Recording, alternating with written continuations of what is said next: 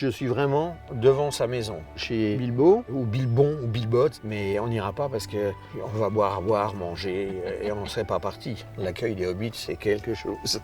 Bonjour, bienvenue à la maison de Hobbit. C'est la maison de Bilbo Saquet. Ça a demandé beaucoup d'heures de travail, de réflexion. On s'est arraché beaucoup de cheveux, surtout moi, ça se voit d'ailleurs, pour trouver des solutions techniques. Vincent Kern, le Hobbit des Hauts-de-Vosges. Je me dis qu'il fallait être con pour y aller, mais globalement je suis fier. C'est notre bébé, quoi. On a creusé avec la pelleteuse, on a commencé à creuser, on a trouvé une cave, et puis on a retrouvé, c'était une maison de Hobbit qui était restée enterrée, que les gens avaient oublié. Une anecdote, on n'a jamais dormi ici. On la loue en distribuant du bonheur, avec bonheur pour nous. Je commence à croire que le résultat est bien, puisqu'on n'a que des compliments finalement. C'est un havre de paix au cœur des Hauts-de-Vosges. Je vais vous faire visiter donc le jardin et l'intérieur.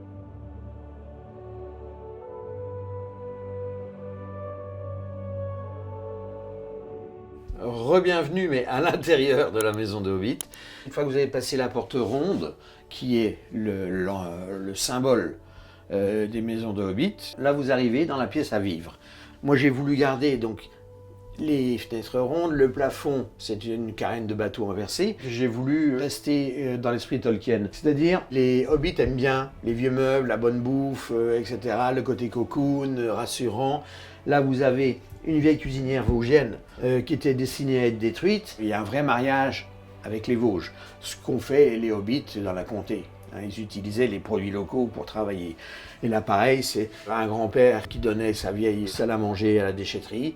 On l'a récupérée, on l'a réadaptée. Pour la table, les chaises, c'est pareil. C'est vraiment dans l'esprit Hobbit, c'est du beau meuble, bien travaillé et qui a une âme. Qu'après, là, c'est le canapé, le coin des temps. Ça, je ne sais pas s'ils en avaient un, les Hobbits, eux, c'était plutôt un grand garde-manger.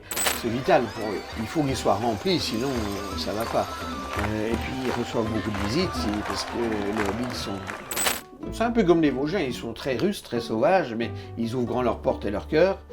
Et surtout, ils mangent beaucoup, très bien. Je cuisine à la Hobbit, c'est-à-dire du produit frais, du bon, et en quantité de Hobbit. Et puis ici, là, j'ouvre la porte, coucou. Là, c'est la chambre des Hobbits. Là, c'est un petit clin d'œil donc aux bagarres avec les nains. Petit anachronisme, c'est pas une peinture de la comté ni une carte de la comté que vous trouverez sur le mur de la chambre. C'est une reproduction de l'entrée des mines et de l'église du village que j'ai faite de Heinrich Gross. Mais c'est bien l'acromine où on extrayait le plomb argentifère. Dans Tolkien, on parle beaucoup des nains qui sont sous la montagne, qui adorent l'or, qui sont riches de leur monnaie. Et nous, on a les mines. Je vis un peu chez les Hobbits aussi, donc il fallait marier un peu tout ça. Et là, vous avez donc un autre accessoire qui n'existe pas dans le film, mais ils auraient très bien pu le mettre, et je pense que Tolkien applaudirait. C'est le passage donc, de lumière et visuel pour la chambre. C'est un tronc d'arbre qui est pur et non travaillé. Quand on pose la question, est-ce que je suis fidèle à Tolkien? Oui et non, mais il a bien fallu aussi vivre avec son temps. Vous voyez, on a l'électricité quand même. Et là, voilà, la salle de bain, par exemple, il faut aucune description de salle de bain. Chez Hobbit, ici, ça aurait été le garde-manger. Nous, on a fait une salle de bain qui est très cosy, très cocoon, parce que on évolue dans le temps. Au lieu de stocker la bouffe, maintenant, on va l'acheter au supermarché, mais on se lave à la maison, contrairement aux Hobbits avant, quoi. Il se lavait où? On n'en parle pas. Mais c'est pas décrit, ça. Je sais même pas s'ils allaient aux toilettes. J'ai pas cherché à faire une copie, J'ai pas pris le bouquin, j'ai pas noté tous les éléments de décor, et puis je me suis dit, voilà, il faut mettre ça, faut mettre ça, pour ressembler à ça. J'ai recréé la maison de Hobbit comme moi, je la vois. Heureusement, sinon j'aurais fait qu'un plagiat. Et maintenant, si vous voulez bien, je vais vous faire visiter donc le jardin. On a ouvert. On a construit la maison et on a remodelé le paysage par-dessus comme il était à l'origine. Et au bout de 2 ans, c'est ça, c'était déjà bien recouvert, quoi. Pour descendre dans la partie basse du jardin, donc il y a le petit escalier là, vous voyez le hamac, ça donne envie de rien faire. Moi, ça me va bien maintenant, mais à l'époque, je l'aurais mis, on n'en serait pas là, quoi. Quand on est en bas, vous avez une pergola au-dessus de l'eau, puisque On a donc une mare avec des poissons pour tenir compagnie. Là, le soir, c'est le top. Vous avez les chauves-souris, les poissons qui mouchent. Il y a tout pour être zen. Dans le livre et dans le film, dans les films, il y a le petit chemin en contrebas qui passe en dessous de chez Bilbo. Là, oui, je suis vraiment devant sa maison. Là, on a l'autre escalier qui nous permet de monter sur le toit, sur la maison de Hobbit. En quelque sorte, c'est notre isolant. Chez les Hobbits, il n'y a pas d'électricité. À l'époque, ils ne connaissaient pas, puis c'était pas plus mal. Ils s'éclairaient à la lampe à pétrole, à la bougie. Et ils se chauffaient, donc ils avaient une cheminée ouverte, une belle cheminée ouverte. Je ne l'ai pas construite. Il y a les gens qui viennent en vacances qui n'ont pas l'habitude. C'est la meilleure façon de mettre le feu à tout ça. Et après, donc, j'ai voulu faire comme dans Le Seigneur des Anneaux. Donc là, j'ai mon potager qui est en escalier. Ici, pour les clients, ils ont le liqueur de cassis, je fais de la groseille et autres. La rhubarbe, c'est pour les confitures. Mais oui, j'ai vraiment voulu redonner la quiétude, le côté bucolique de la comté. On a les oiseaux, vous avez les cloches des animaux au loin, les chenilles qui fument en hiver. Voilà, on est resté dans l'esprit comté là. Sauf que il n'y a qu'une maison qui domine, on va dire, la comté, c'est celle-ci. Les autres sont enterrés, on ne les voit pas.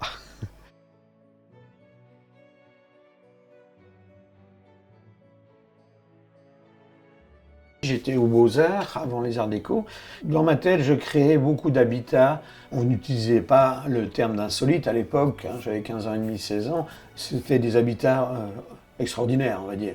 C'était un jeu pour moi de dessiner ça. Et puis, après, je me suis dit, j'ai envie d'en réaliser un de mes projets. C'est Tolkien qui est sorti du lot sans y réfléchir. Maintenant une bonne dizaine d'années, on venait d'acheter cette maison, puis il y avait plein d'arbres partout, c'était noir, il n'y avait plus d'âme, il n'y avait plus d'histoire ici, c'était mort, quoi.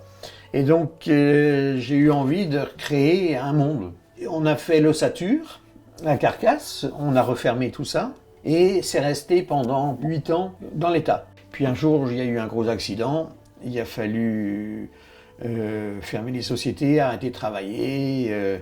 Donc, quand ça a commencé à aller mieux, malgré le handicap, j'ai réattaqué tout doucement dedans, ce qui fait qu'on ne peut pas parler d'années de travail, on peut parler en milliers d'heures de boulot. Il y a 2500 heures pour la maison de Hobbit pour la faire, quoi. C'est facile de le dessiner, c'est facile de faire un décor de cinéma avec ça. Mais en faire quelque chose d'habitable, c'était très compliqué. C'était beaucoup de réflexion, beaucoup de stress et de douleur pour arriver à beaucoup de joie. Voilà. Mais comme toute création, finalement, quoi. C'est un rêve qui a pris forme. Je suis en total décalage et ma femme m'a pris comme ça, c'est ce qui a dû faire mon charme, certainement. C'est tout à fait ça. Elle a pris le bonhomme et les passions avec, par obligation, sinon elle partait. J'ai regardé un petit peu les films. Le début, moi j'aime bien quand voilà la comté, etc.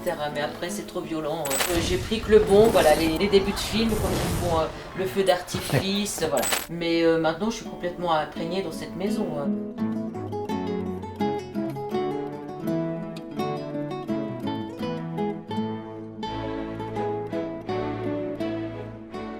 C'est une fois qu'il a commencé à travailler à l'intérieur que là, je suis venue et que j'ai trouvé ça vraiment magnifique. Je lui ai dit, écoute, on va la finir et puis on va la louer et on verra bien. Et je ne pensais jamais que ça marcherait comme ça. Pour les samedis soirs, il faut pratiquement 6 mois d'attente. C'est le bonheur d'être dans ce lieu-là. Je veux dire, moi, quand je viens le matin ici faire le ménage ou voir mes clients, mes hôtes, je suis en paix avec moi-même, quoi. Puis dès qu'on est là, on est bien. Il n'y a plus de stress, il n'y a plus, voilà, c'est du bonheur et c'est ce que nous disent les gens. Souvent, ils n'ont pas envie de repartir.